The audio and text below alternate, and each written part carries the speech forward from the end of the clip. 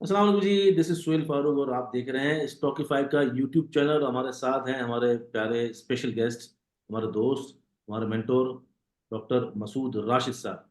अस्सलाम वालेकुम डॉक्टर साहब, कैसे हैं आप? जी, वालेकुम सलाम सोहेल भाई, क्या हाल है आपका? अल्लाह करम। एक तो बड़े घूमते घुमाते हैं सर, 60 साल की तकरीबन आपकी उम्र है और हरकतें आपकी जो 25-24 साल वाली हैं, कंवारों जैसी। तो सर ये चक्कर क्या है? सर अगर मैं वो घर पे ही बैठ जाऊँगा तो फिर पक्का ही घर पे बैठ जाऊँगा, क्योंकि ये तो ऐज तो नंबर होता है ना, बाकी तो दिल जवान होना चाहिए। हाँ, दिल जवान होना चाहिए। चेहरे हाँ। पे जो आपकी ये मुस्कान आ जाती है इस बात को लेके कि दिल हाँ, जवान होना चाहिए, ये कमाल है। तो ये सर क्या इसका इस सफ़र के पीछे लॉजिक कोई है या इंसान को करना चाहिए सफ़र इतने, या सफ़र भी एक चीज़ सिखाता है, खुश रखता है? What is the reason behind? 25 साल की उम्र से मैं सफ़र कर रहा हूँ। 25 साल की। 25 साल। मैं 25 इयर्स का था। मैं महीने में 2 दफ़ा हांगकांग जाता था। बैंक अकाउंट मेरा वहाँ था बीसीसीआई में। अच्छा, तो उस वक़्त बिज़नेस के लिए जाते थे या फिर जी, जी, तो बिज़नेस अकाउंट था मेरा। मैंने पाकिस्तान में बार्टर ट्रेड इंट्रोड्यूस करवाई थी। बार्टर ट्रेड होती थी सोशलिस्ट कंट्रीज़ में, क्योंकि हमारे पास डॉलर नहीं होते थे। ज़िया उल हक साहब की हुकूमत थी। तो पाकिस्तान के पास तो डॉलर उस वक़्त भी नहीं थे जिस तरह आज नहीं है। और अब जो ट्रैवलिंग कर रहे हैं वो किस मकसद के लिए कर रहे हैं? अब तो कोई बिज़नेस नहीं है। नहीं, सम अदर अब बिज़नेसेस। हाँ, अब अदर बिज़नेसेस हैं। अच्छा, वो अदर सेक्टर की तरह जो वीपीलीपी में दिखते नहीं है, मिलेनियस। वो वो अदर बिज़नेसेस ना जो दिखते ही नहीं है। हाँ, हाँ, हाँ, जो दिखते नहीं है। जो मार्केट तो डॉक्टर साहब कमाल कर दिया मार्केट ने तो। मतलब ये पिछले 10 महीने के अंदर शानदार रैली और मज़ा आ गया ना। मतलब मैं अभी आज इत्तेफाक से व्हाट्सएप ग्रुप पे बता रहा था अपने कि हम जो अल्हम्दुलिल्लाह डॉक्टर साहब के साथ लेके चले हैं, एक रैली हमने एन्जॉय की 38 से लेकर 49 तक की। सही है? जी, 49 के बाद एक थोड़ा-सा गैप आया 3 महीने का, 44 500 और एग्ज़ैक्ट वो जी, फिबोनाची का था जो नंबर आपने दिया, जिसको जी, मैं नहीं मान रहा था। और फिर मैंने कहा कि हमारा फ़र्क आ रहा था, मैंने कहा नहीं 46 नहीं तोड़ेगी, और आपने कहा 44 500 जाएगी, 46 से ऊपर खड़ी रहेगी तो फिर मार्केट ऊपर जाएगी। वो जी, फिर वो आपने नंबर दिया था गालिबन 63 का उस वक़्त, और मार्केट गई 67, और ये तो थोड़ा बहुत चलता है 67।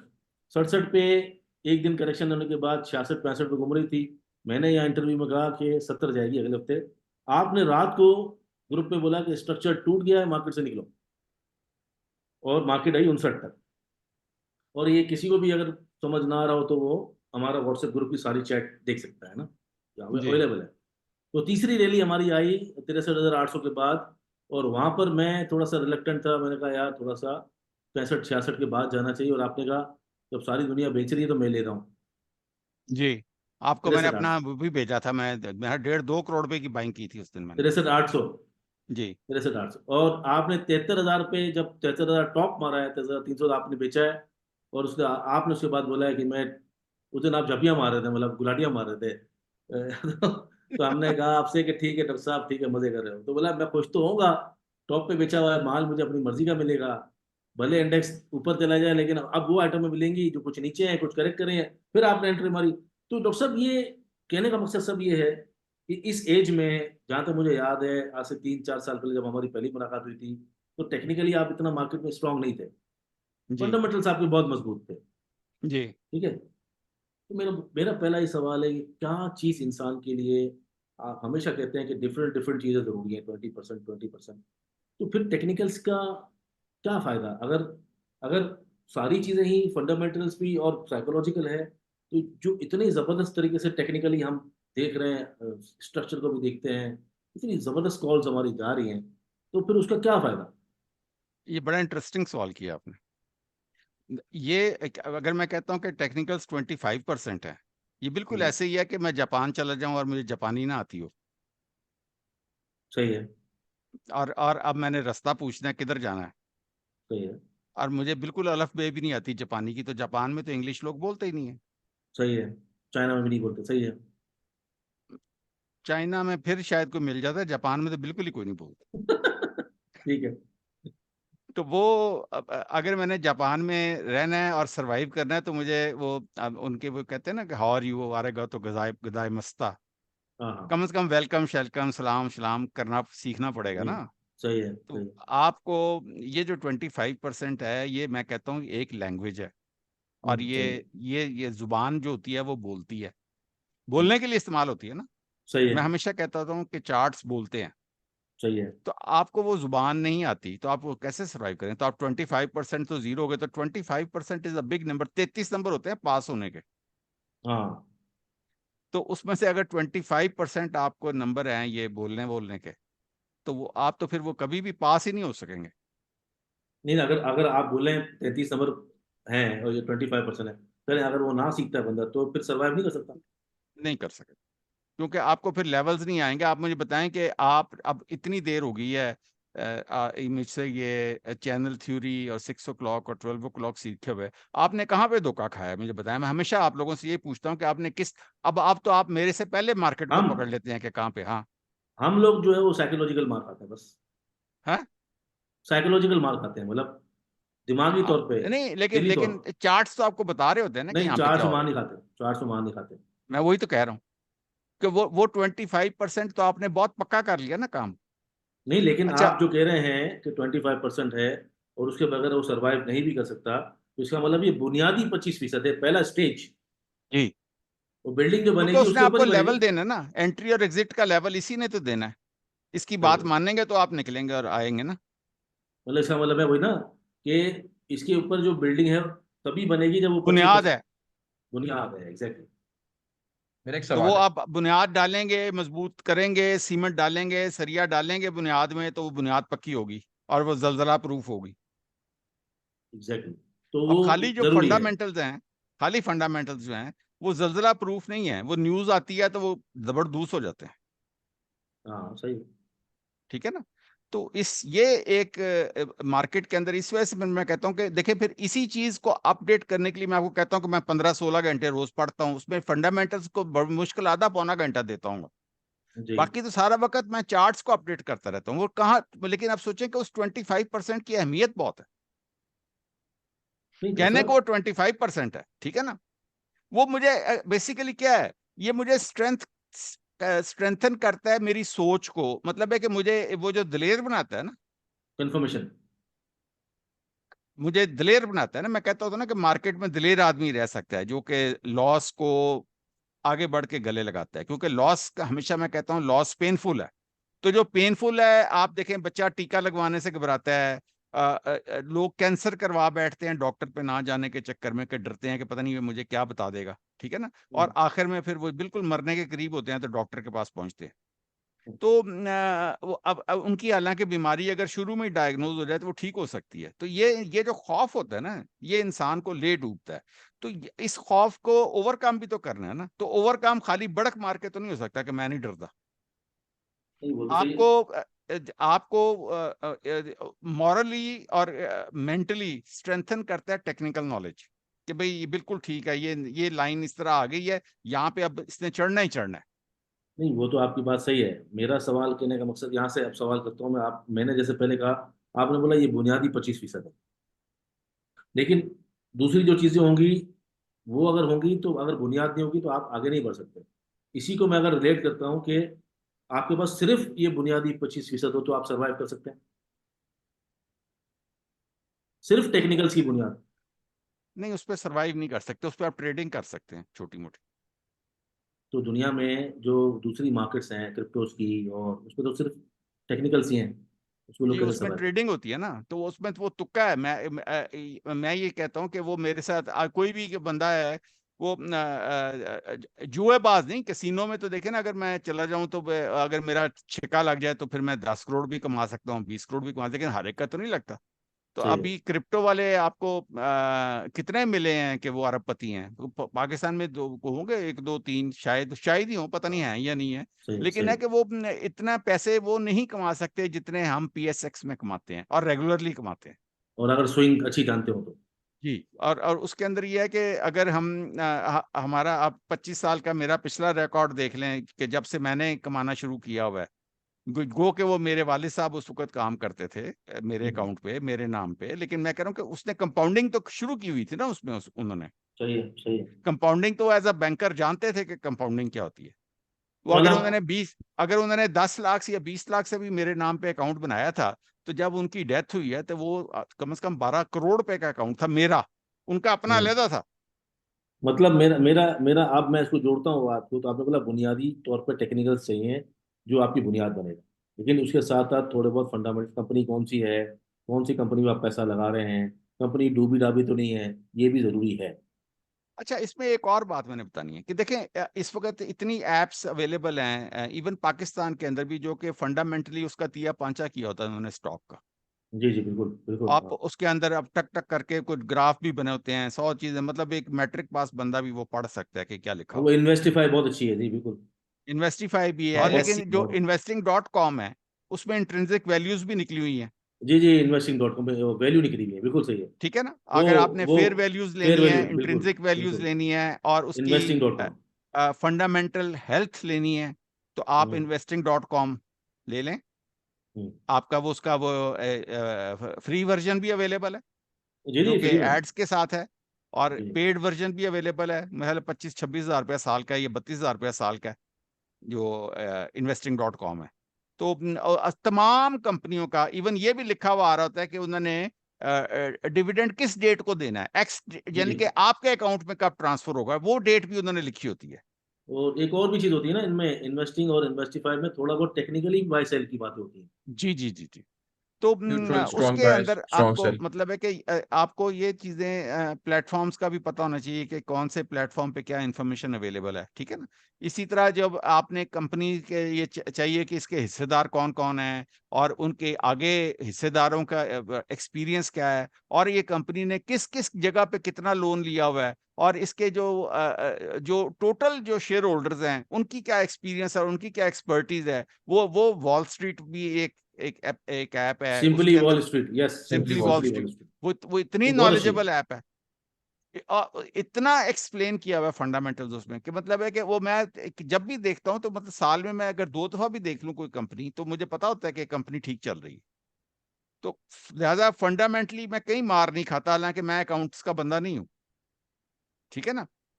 तो कहने का मकसद मतलब ये है कि मैंने तो मेडिसिन पढ़ी थी ना, तो मैंने तो कोई मरीज तो नहीं देखे ना जिंदगी में, तो लेकिन मैंने तो अकाउंट्स पढ़े नहीं थे, और टेक्निकल्स भी मैंने पढ़े नहीं थे, तो ये सारी चीजें तो बाद की पैदावार है ना, बाद में मैंने सीखी हैं। तो अब मैं ये कहूं कि मुझे अकाउंट्स आते हैं, मुझे अकाउंट्स नहीं आते, लेकिन ये एप्स मुझे खुद बता रही हैं कि ये शेयर फंडामेंटली कैसा है।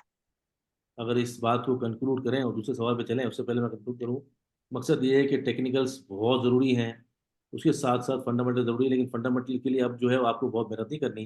कंपनीज की जो अगर औकात जाननी है, कंपनी की औकात अगर समझनी है, हैसियत समझनी है, तो उसके लिए डीपीएस ऑफिशियल वेबसाइट, उनकी अपनी वेबसाइट होती है, फिर इन्वेस्टिंग.com है, इन्वेस्टिफाई है, सिंपली वॉल स्ट्रीट है। मतलब कि if there is a will then there is a way, अगर आपको चाहत है तो आप सब कुछ कर सकते हैं। फंडामेंटल भी जरूरी है, तो टेक्निकल सीखना बहुत जरूरी है। जी मुफीद, आपका सवाल था, जी डॉक्टर कुछ सवाल साहब, था, बीच में मैंने बोले थे आपसे, ना। जी जी डॉक्टर साहब, मैंने ये पूछना था कि जैसे सोहेल भाई ने जब स्टार्ट किया तो उन्होंने बोला कि आपने जब टेक्निकल चार्ट्स आपकी फंडामेंटली बहुत ग्रिप थी, और टेक्निकल फिर उसके बाद आपने सीखा। तो टेक्निकल सीखने से पहले आपका सर्वाइवल किस तरह का था मार्केट में? जैसे आपने कहा बहुत जरूरी है सर्वाइवल के लिए, तो जब आपने नहीं सीखा था तो सर्वाइवल किस तरह का था? आपको मैंने बताया था कि जब शुरू में जब मुझे टेक्निकल्स नहीं आते थे तो मैं टका के लॉस भी करता था। आपको मैंने पहले भी जी बताया था कि लॉस बिल्कुल। किया मैंने। तो ये अभी अब जो मैं इतना वोकल हुआ और मैंने इतना शोर इस वजह से जिंदगी में मचाना शुरू किया कि मैं चाहता हूं कि इस दुनिया से जाने से पहले पहले जो गलतियां मैंने की वो मैं लोगों को बताऊं, और ताकि लोग वो गलतियां करके टाइम ना जाया करें, और अपना शॉर्ट टाइम के अंदर जो जो एक्सपीरियंस मैंने लिया और उसके जो जो नतीजे निकले वो लोग उस तरह अगर फॉलो करेंगे। तो अभी आज भी मैंने अपने ग्रुप के अंदर दोनों ग्रुप्स में लोगों के मैसेजेस दिए हैं, जिसमें वो अ, लाखों रुपया ऑलरेडी फ्री कर चुके हैं शेयर्स में, लाखों रुपया। जी जी बिल्कुल बिल्कुल। और उन्हीं के मैसेजेस मैंने फॉरवर्ड किए हैं, उन्हीं के वॉइस मैसेजेस मैंने फॉरवर्ड किए हैं, को मैंने खुद तो नहीं बनाए ना, मैं तो उन वो लोगों को नहीं जानता। आपने जो नुकसान किया, फंडामेंटल स्टॉक्स ऊपर नीचे ले लिए, वो सब करते हैं, पता नहीं होता। एक आप चीज कहते थे कंटिन्यूसली, जैसे बहुत सारे लोगों ने आपके वीडियोस देखे, वो बहुत तारीफ की और बहुत न्यूट्रल आपको समझा कि भाई ये बायस नहीं है, ये ब्रोकर नहीं है, ये एडवाइजर नहीं है, और ये लोगों को सिखा रहा है, और तमाम वीडियो पे बहुत अच्छा रिस्पॉन्स है। मुझे नहीं याद पड़ता कि स्टॉक मार्केट के अंदर कोई इंडिविजुअल इतना ऐसा हो जिसके इतने व्यूज आए हो, तो बहुत अच्छी बात है माशाल्लाह आपका अंदाज। लेकिन उसके अंदर जो शिकायत दी थी, एक शिकायत सबको रही, हर जगह पे, हर हर वीडियो के नीचे हमने एक शिकायत, उसको मैंने एक एक इकट्ठा किया है और बताने की कोशिश करता हूँ आपको, कि डॉक्टर साहब ने ऑटो सेक्टर की रैली मिस कर दी। सवाल पे पूरा कर देता हूँ, डॉक्टर साहब ने ऑटो की रैली मिस कर दी। क्या इसके पीछे ये रूल ये नहीं था कि मार्केट को फॉलो करते, ना कि हम अपना ईगो, क्योंकि मार्केट का रूल कहता है कि आप अपना ईगो को हटा के साइड पे फॉलो द मार्केट। और जब आपको टेक्निकल्स आते हैं, इवन दो के फंडामेंटल्स उस वक्त सही नहीं थे, लेकिन वो उसकी जो ट्रेजेक्टरी थी फंडामेंटल की, वो फ्यूचर फोरकास्ट के हिसाब से सही थी। तो डॉक्टर साहब ने क्या उनका विजन गलत था या रीडिंग गलत थी, जो इतनी बड़ी रैली ऑटो की मिस कर दी? ये शिकायत तो ट्रेडर्स को है ना, तो मैं तो ट्रेडर हूं नहीं। मैं करता हूँ ये स्विंग खेलता हूँ, और मेरा असूल ये है कि स्विंग भी मैं उन्हीं चीजों में खेलता हूँ जो डिविडेंड देते हैं पक्का, और जो बोनस देते हैं और डिविडेंड देते हैं और फंडामेंटली इंतहाई स्ट्रांग होते हैं, ठीक है ना। तो उसके अंदर मैं स्विंग खेलता हूँ मैं, क्योंकि वो मेरा होता है कि अगर मैं इसमें फंस भी जाऊं ना, तो मुझे कोई बात नहीं। फर्ज किया मैंने एफएफसी में फंस गया, मैं माड़ी में फंस गया, तो मुझे कोई फिक्र नहीं होती कि मैं फंस गया। और वो मुझे पता होता है कि चाहे वो 20 रुपए आए चाहे 5 रुपए आए, साल में कुछ ना कुछ तो आएगा। तो ये जो जब तक मुझे 100% यकीन नहीं होगा ना कि इनकी कारें बिक रही हैं, मैं ये चाहे आसमान, क्या ये आसमान फाड़ के भी निकल जाएंगे, तो मैं इनकी तरफ देखिए, यही तो ग्रीड होती है। आपको ये यहाँ पे जब पता चलेगा, अब बताएं पीआईए लोअर लॉक क्यों लग रहा है, और आप मुझे बताएं पीटीसी लोअर लॉक क्यों लग रहा है। आप मुझे बताएं ये जो बाकी जो ये ट्रीट बैटरी, वो क्यों लोअर लॉक लग रहा है। ये कितने अपर लॉक लगे थे इनमें। तो अगर मैं ये सारी ग्रीड, यही तो ग्रीड, ये दाना होता है ना जो शिकारी फेंकते हैं कि भाई इधर आए इधर आए इधर आए, और फिर उसको और ऊपर लेके जाते हैं और ऊपर लेके जाते हैं। मैं जानता हूं कि गंदारा निशान जो है वो, अब पता है उसके बारे में मार्केट में क्या था। आपको पता है कि मेरा बेटा कारों का काम करता है और वो बहुत जी बड़ा इंपोर्टर है, पाकिस्तान में छोटा इंपोर्टर नहीं है वो, जी। ठीक है। वो सही जितनी है। लंबरगिनीज और फरारीज और मर्सिडीज और जी, जीरो मैंने देखी है। किलोमीटर जी लैंड, जी, आप बिल्कुल। देखें उसका शोरूम कितना बड़ा है, और जी जी। मतलब है कि लाहौर में उसका बहुत बड़ा नाम है, दुनिया में जो भी सही है। कारों का काम करता है पाकिस्तान में उसको उसको जानता है वो। तो वो मुझे कहता है कि चेरी तो नहीं बिकती, सही है।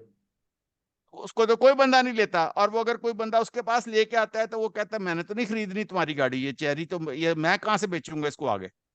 रीसेल भी नहीं है।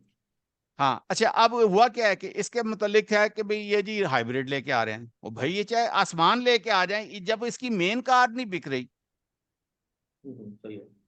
तो अब खाली हाइब्रिड पे अगर आपकी स्पेकुलेशन शुरू हो जाएगी, तो स्पेकुलेशन का तो कोई वो नहीं है। तो मैं ऐसी रैलीज जो है, मैंने पीआईए की भी मिस की, मैंने पीटीसी की भी मिस की, मैंने ट्रीट बैटरी की भी मिस की, मैंने ये ऑटो भी मिस किया। तो ये इन चीजों की तरफ मैं देखता ही नहीं हूँ, क्योंकि ये मेरा वो मतमाय नजर ही नहीं है, मेरे अंदर लालच नहीं है, मैं रोबोट हूँ। आपके उसमें नहीं है ये, मतलब आपको मेरे शेयर उसमें नहीं गिरने से आता, भी और फर्क नहीं मुझे पड़ता? बिल्कुल फिक्र नहीं होती, क्योंकि उन लोगों को फिक्र है जो छक्का मारने के चक्कर में। अच्छा, मैं आपने ली। छक्का मारने के चक्कर में ही नहीं होता, मैं तो सिंगल सिंगल लेता हूँ। ठीक है, नोट पॉइंट नोटेड। मतलब ये क्लियरिफिकेशन हो गई ना बिल्कुल इस सवाल की। अक्सर लोग जो पूछते हैं ना, यार डॉक्टर साहब पीआईए में नहीं है, ये नहीं है, तो वो जो भागते चोर की जो लंगोटी है, वो डॉक्टर साहब पकड़ने के मूड में नहीं होते। अच्छा, बिल्कुल नहीं होता, एक और और आइंदा चीज भी नहीं होगा। मजीद क्लियरिफिकेशन के लिए, कि कितना एक आदमी का कितना विजन क्लियर है। और आप जो है वो, आपने रैली एंजॉय की, ईफर्ट की 70 से 140 की, आपके पास शेयर पड़े हुए थे। आपने माड़ी की 1500 से लेकर 3000 तक की, आपने पॉल की। 900 रुपए से माड़ी मैंने 900 रुपए से शुरू किया हुआ। हाँ, लेकिन रिसेंट। अच्छा, एक हाँ, इस ऑटो का सवाल इस बात पे खत्म करते हैं कि फ्रॉम द डे वन, जब 80 रुपए का था और इवन 200 रुपए का था, फंडामेंटली साजगार की तो अर्निंग आ भी रही थी, उसकी गाड़ियां बिक भी रही थी। वो आपने कैसे मिस कर दिया? इसमें मेरा भी कनेक्टिंग सवाल है, अगर मैं साथ ही ऐड कर दूं तो। उसमें उसमें उसका जो पास्ट रिकॉर्ड था वो कितना अच्छा नहीं था ना। मैं हमेशा, मैं देखें, आईपीओ आते हैं, मैं कभी किसी आईपीओ के पीछे नहीं भागा। नहीं नहीं नहीं भागना सारी भी दुनिया चाहिए। आईपीओ करती है। तो ये जो साजगार है ना, इसमें रक्षा चलते चलाते अभी उसने कार लॉन्च ही की है, मतलब अभी तो 2-3 साल भी नहीं हुए। और जी मैं जी। हमेशा कहता हूँ, तो देखे मेरी बात सुने, एमजी कितनी पुरानी हो गई है। सही है। आप उसके पास चले जाएं, एमजी बिकती है वो तो फैक्ट्री बंद करने के चक्कर में। अच्छा, उसके बाद स्पोर्टेज देखें, ये किया हम्म, जो है, कितनी चली है, अब सही बात उसको बेच के दिखा दें मुझे सेकंड हैंड, चलें है। वो सस्ती करके बेचा है ना उस टॉनिक वगैरह उसने। जी। नहीं, मैं तो स्पोर्टेज की बात कर रहा हूँ। सबसे ज्यादा आपको स्पोर्टेज नजर आती है ना सड़क के हाँ ऊपर, कोई भी अगर एसयूवी में अगर आपने काउंटिंग करनी है तो वो स्पोर्टेज है। बिल्कुल आप मुझे स्पोर्टेज की रीसेल दिखा दे। नहीं है। और अभी अगर वो नया मॉडल नहीं लेके आएगा तो ये इसको फैक्ट्री बंद करनी पड़ जाएगी। सही है, बात बिल्कुल सही है। 5 साल 6 साल 8 साल ऑटो में चाहिए कि किसी को, होंडा की कोई कार नहीं बिक रही ना, हाँ कम बिक फिर भी रही है उसका बहुत। शेयर 400 रुपए का है। सही है। हालांकि वो नाम उसकी जो नया मॉडल है वो बिल्कुल उसकी कोई सेल नहीं है। मैं भी इस्लामाबाद नथिया गली गया हुआ था, मैं बेटे से पूछ रहा था, मैं कहा यार वो जो पुराना मॉडल है सिविक का, वो दे दूसरी, हर दूसरी गाड़ी वो नजर आती है, मुझे नया मॉडल क्यों नहीं नजर आता सिविक का? कहता कोई तीन लेता ही सौ नहीं है। 300 रुपये का रेट है डॉक्टर साहब आजकल हाँ जी, होंडा का। तो वो कहते हैं कि कोई लेता ही नहीं है वो नया मॉडल, तो वो नहीं बिका और एटलस सिविक का। होंडा जो चल पड़ा है वो मोटरसाइकिलें बहुत बिक रही हैं। हाँ जी, वो बिक रही हैं क्योंकि वो देखे वो ना आपने बताया भी था। हाँ वो जी आपने 342 रुपये पे आपने अपने डॉक्टर PSX डॉक्टर मसूद में बताया भी था आपने, जी इस पे नजर रखना। जी। उसकी वजह ये थी कि उसकी सेल भी होती है और उसकी फंडामेंटल्स भी। हाँ तो जी वेरी क्लियर कि अगर हम बात करना चाहें तो आप मतलब जो बुनियादी बात है 25% टेक्निकल्स की, और आपने अपने आप को इतना सिक्योर कर लिया है कि जो बाकी 25% है खबरें, फंडामेंटल्स और ये रिस्क मैनेजमेंट, ये मार्केट ऊपर चली जाए, कोई जेल में बंद हो जाए, कोई इनकलाब आ जाए, आपने तमाम चीज़ें अपनी परफेक्टली एक जो जीनियस किस्म का इन्वेस्टर होता है, जो ट्रेडर होता है, उसको फॉलो करके, इसलिए ही कामयाबी है आपकी। मैंने, आप देखे ना जो जो ट्रीट बैटरी है, मेरे ख्याल उसने 15 कैप लगाए थे। हाँ वो तो बिल्कुल बेकार से, हाँ। आप अंदाजा करें, मतलब सारी वापस है। दुनिया फिर सुबह सुबह उठती थी इसी चक्कर में कि शायद ट्रीट बैटरी मिल जाए। वो तो होता है ना सर डॉक्टर साहब, वो कैसीनो के आगे तो रश लगा हुआ ही होता है ना। मैं और सिर्फ ऑटो का सवाल असल में बहुत आ रहा था ना, क्योंकि हर जगह पे अगर कोई एक ही सवाल कर दे ऑटो ऑटो ऑटो डॉक्टर साहब, तो आज क्लियर हो गया ना। इसमें हुआ क्या है, आप ये भी तो देखें ना। देखिए फिर मैं ये कहता हूँ कि देखिए हमें मार्केट में 12-14 आंखें होनी चाहिए। हुआ ये था कि जब वो डंका साहब ने सुजुकी बेची ना, जी जी। वो खरीदनी या TSMC बेचनी 600 रुपये शुरू में, जी। की, ठीक है जी ना, जी जी। तो रैली तो उसने चलाई ना ऑटो में, उससे पहले तो ऑटो को कोई पूछ ही नहीं रहा था। हाँ PSMC की चलाई उसने, उसके बाद तो जब वो पैसा बेचा तो अच्छा, उसने उसके भंडारा। बाद उसने जो पैसे निकाले वो उसने कहीं इधर उधर खपाने थे, क्योंकि वो ऑटो के अंदर एक्सपर्ट है, उसने इधर उधर खपाने शुरू कर दिए। साजी और इसमें गेल में हाँ जी, और जी चला। तो अब वो तो एक प्लेयर है ना, मैं तो प्लेयर नहीं हूँ। बड़ा प्लेयर है वो। जी, तो मैं कहूँ मैं डंका हूँ और मैं एकेडी हूँ और मैं वो फलाऊं, मैं तो ये नहीं हूँ। मैं तो, ये इनका अपना काम है, वो जानता है कि उसने क्या किया है, ठीक है ना। उसने अब जिसके अंदर भी पैसे खपाए हैं, उसने साजगार में खपा लिए, उसने GAL में खपा लिए, उसका तो काम है गेम खेलना। PIA में खपा लिए। हाँ, PIA में खपा लिए। मतलब एक आम आदमी, एक छोटा आदमी हो या एक अक्लमंद आदमी हो या पैसे वाला आदमी हो, उसको अपने रूल्स को फॉलो करके चलना मैं चाहिए। हमेशा कहता हूँ कि इंसान को अपनी औकात में रह के खेलना चाहिए। वो जिंदगी भर रहेगा गेम के अंदर। हाँ जी, अगर आप अपनी मतलब औकात भूल जाएंगे और अगर आप ये जुएबाजों के पीछे लग जाएंगे तो आप जिंदगी में पहले साल ही मार खा जाएंगे और आप भाग जाएंगे। और आप सब ये जो एक रिस्क का अड्डा है ना, इसको इज्जत दें। इज्जत नहीं, वरना सबसे पहले तो बाल खाल नाक खून चश्मा, मतलब आप डिप्रेशन का मरीज सबसे पहले बन जाओगे। जी मुफीज, आपका सवाल तो से कनेक्टेड। जी, जैसे डॉक्टर साहब सोहेल भाई ने साज़गार की बात की, तो मुझे याद है कि हमारा एक डिस्कशन हुआ था जिसमें आपने कहा था कि मैं साज़गार को या साज़ियो को क्यों देखूं, जब मेरे पास मैं टोयोटा को देखूंगा, इंडस को देखूंगा, क्योंकि मैं अंडरडॉग को नहीं बल्कि मैं उस कंपनी को देखूंगा जो बेहतर है। उसके बाद आपने ये डिस्कशन भी किया था कि साज़गार का जब आपने अपनी क्लासेस में भी और वैसे भी जब उसका रेशियो भी बताया तो 700% का उसका गेन भी था। तो आपने कहा ये रैली मिस हो गई, साज़गार मेरे हाथ से मिस हो गई आपके वर्ड से। तो क्या आप do you regret that decision कि आपके हाथ से साज़गार निकल गया, इवन दो यू सेड कि मैं अंडरडॉग में ट्रेड नहीं करूंगा, लेकिन उसकी परसेंटेज देख के? नहीं नहीं नहीं, ये फियर ऑफ मिसिंग आउट जो है ना, ये एक साइकोलॉजिकल प्रॉब्लम है। आपने अगर आपके हाथ कोई शेयर नहीं आया तो आपको, आपके पास 350 शेयर और पड़ा हुआ है, और आप उस हर एक में, अगर आप मैंने ओवरऑल साजगार से शायद कहीं ज्यादा कमाया है इस रैली के अंदर। अगर मैं खाली साजगार में रहता तो शायद इतना ना कमाता, क्योंकि मैंने सही। जो एट वन टाइम मेरे पास 52 शेयर्स भी थे मेरे पोर्टफोलियो में। 52। और 52। जी 52, सर देखना मुश्किल नहीं होता था? मेरी एक आदत है, मैं हमेशा कहता होता हूँ कि आप पूरा पहाड़ उठा लें बजाय कि आपने एक रोड़ा उठाना है। होता ये है कि जब एक सेक्टर ने चलना होता है, तो अब आपको क्या पता कि किसकी बारी है, पीआईओसी ने चलना है कि चिराट ने चलना है कि सही है, कोहाट ने चलना है, ठीक है सही ना? है। तो जब मैंने 9 से शेयर ले लिए, वो सारे शेयर छोड़ दिए जो कि डेट टू इक्विटी जिनकी हाई थी, जिसमें डीजीकेसी मैंने नहीं लिया, मैपल लीफ मैंने नहीं लिया, ये फौजी सीमेंट मैंने नहीं लिया, लेकिन मैंने लिया लकी ले लिया, मैंने चिराट ले लिया, मैंने कोहाट ले लिया, मैंने एसीपीएल ले लिया, मैंने उसके बाद वो और लेते रहें पायनियर, जो नाम अगर है, पायनियर ले पायनियर ले लिया। लो।